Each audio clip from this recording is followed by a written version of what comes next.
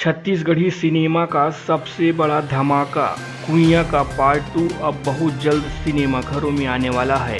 N माही film productions के banner तले इस फिल्म के निर्माता है मोहित कुमार साहू और निर्देशन किया है अमलेश नागेश और रजत सिंह राजपूत ने। फिल्म में मुख्य भूमिका में नजर आएंगे अमलेश नागेश और दीक्षा जायसवाल के साथ ही अनिकृति चौहान, प्रकाश अवस्थी और जीत शर्मा की दमदार अदाकारी। संगीत में मोनिका वर्मा, तुषांत कुमार और ओमी स्टाइलो का जादू जो छत्तीसगढ़ी सिनेमा को एक नई ऊंचाई तक पहुंचाने वाला है। एक्शन डिजाइन की जिम्मेदारी उठाई है मोहित साहू ने और एक्शन मास्टर है सतीश अन्ना। सिनेमेटोग्राफी के मास्टर रजत सिंह राजपूत और एडिटिंग में गौरांग त्रिवेदी फिल्म को बना रहे हैं और भी बेहतरीन। तो तैयार हो जाइए छत्तीसगढ़ी सिनेमा के इस शानदार अनुभव के लिए।